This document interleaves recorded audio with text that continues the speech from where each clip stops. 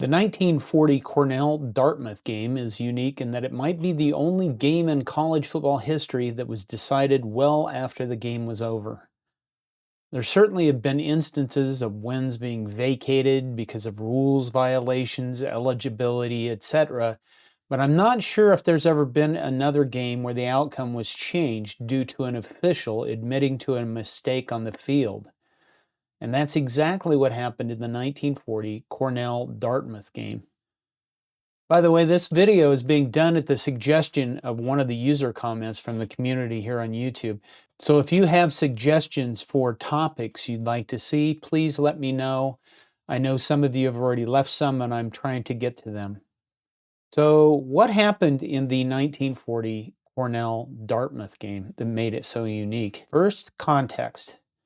Cornell came into the game ranked number 2 in the AP poll, which has just started in 1936, and was on an 18-game winning streak. Dartmouth came into the game with a 3-4 record, having lost to Franklin and Marshall, Columbia, Yale, and Princeton. I'll let an article on November 17, 1940 from the Argus Leader of Sioux Falls, South Dakota explain what happened in the game. Mighty Cornell, one of the nation's outstanding football teams, was rocked and shaken by an inspired band of Dartmouth Indians for 57 minutes today before it unleashed a belated aerial drive that gave it a 7-3 victory before a startled crowd of 10,000. Outfought until the last 3 minutes of play by their underdog rivals, the Ithacans pulled the game out of the fire during the last 6 seconds of play when, on a disputed 4th down and 6 yards to go, Walt Schill ended a 57-yard overhead thrust by tossing a touchdown pass to halfback Bill Murphy. That more than offset the 17-yard placement field goal the Indians' Bob Krieger had booted early in the final period. Captain Lou Young and his players, however, insisted that Cornell's scoring play came on a 5th down, and just before it was made, the former demanded that referee Red Friesel give his team the ball on its 20-yard line before fullback Ray Hald had batted down a shoal pass on the previous play. So the game ends in a 7-3 victory for Cornell, keeping their win streak alive and preserving their number 2 ranking.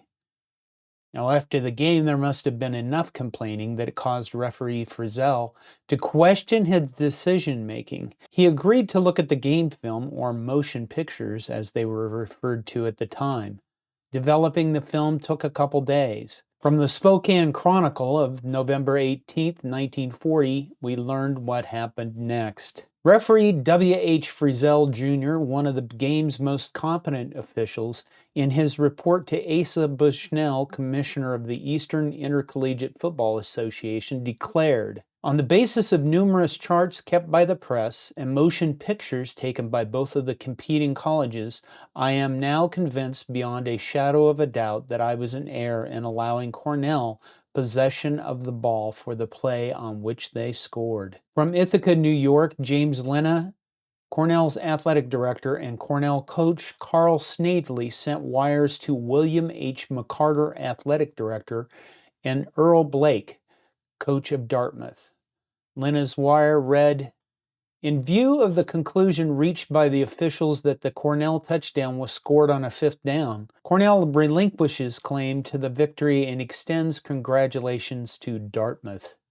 Snavely wired, "I accept the final conclusions of the officials and without reservation concede the victory to Dartmouth, with hearty congratulations to you and a gallant Dartmouth team." And at the end of the article, we see Friesel concluded his report by taking full blame for the mistake, which was not shared in or contributed to by any of the 3 other officials. Dartmouth was kind enough to send me motion pictures of the 5th down sequence, which I am glad to share with you. Note a few things in the footage. I believe Cornell is running the single wing. Note the pure white uniforms of the officiating crew. Everyone is wearing helmets as they became mandatory in 1939. The original film was very shaky. I tried to use a stabilization technique to clean it up.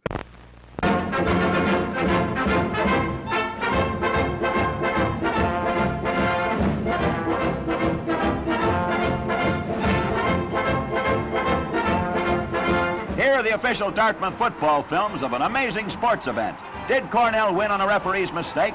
The picture record tells a dramatic story. Trailing 0-3 and with less than 2 minutes left to play, Cornell takes to the air. Walt Scholl fires to Bill Murphy, who lugs it to the Dartmouth 6-yard line.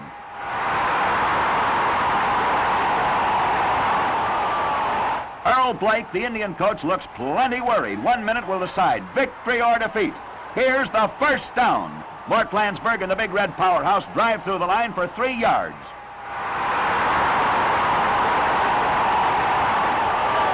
Anxiety is written on the faces of Blake and his Indians. Cornell seems destined to beat the clock and snatch its 19th consecutive victory.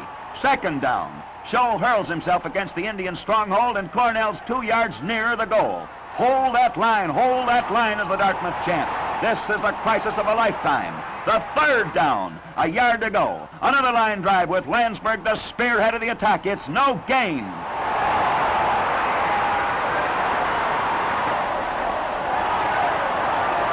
Cornell's penalized 5 yards for excessive timeout. Referee Friesel places the ball on the 6. For Blake, the seconds are dragging like hours. And now, the fourth down. They're going to try a pass. Scholl running to the right. A ball game hangs in the balance. He leaps and fires to Murphy in the end zone. Ray Hall bats it down. To all appearances, it's Dartmouth ball and the day saved. Or is it?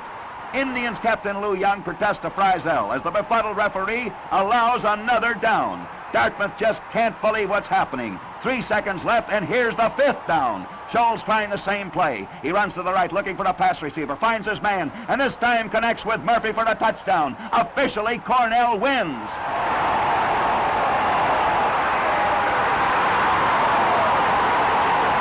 Dartmouth stunned and dismayed, but 48 hours later, Cornell admits the mistake and headlines tell the story. First photo finish in football history. As the footage declares, this is the first photo finish in football history, so the game has that going for it, if nothing else. But the game represents a very rare act of sportsmanship. In fact, on the same weekend, Ohio State beat Purdue because of an illegal substitution.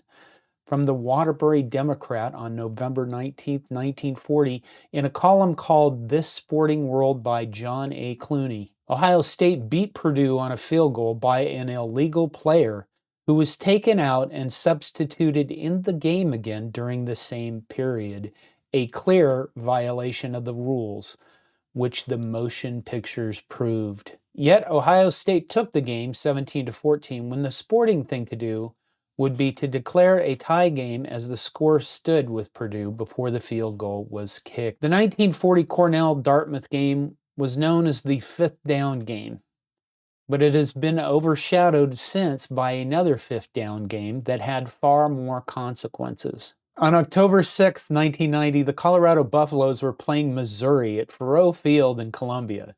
Colorado scored the winning touchdown with 2 seconds left on a fifth down. The Buffaloes had spiked the ball on fourth down, and it was overlooked by the officials. People asked about Colorado forfeiting the game, but Coach Bill McCartney deflected questions and changed the subject to complain about the field. From a summary of sports news called Morning Briefing, the St. Louis Dispatch on October 13, 1990, has this. Add Gene Wojciechowski of the Los Angeles Times to the growing list of Bill McCartney detractors.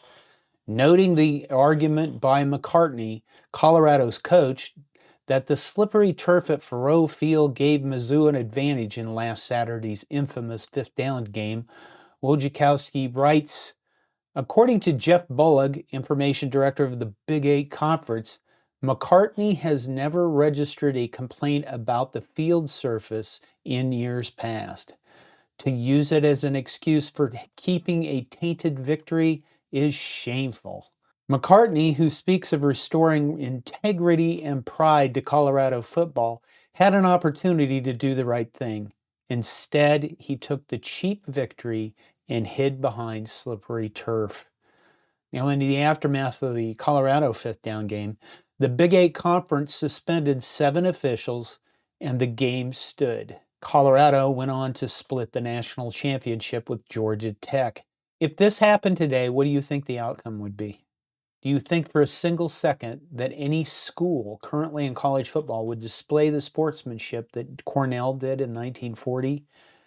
I don't think so. When I think about how rabid I can be during football season, I can honestly tell you without hesitation that if Nebraska beat Iowa on a fifth down play that they shouldn't have had, I would make every possible excuse for my team. And if Nebraska were to display Cornell's sportsmanship, I would be the first to get a pitchfork in one hand and a torch in the other and start my march to Lincoln, Nebraska to set things straight. Not to mention the massive gambling implications, because gambling has become such a huge part of sports these days. Now, how would you guys handle this situation? And what do you think of this game? Certainly give me more suggestions for weird or interesting games, and these will go into their own unique playlist on the channel. This is John Johnston from Hardcore College Football History.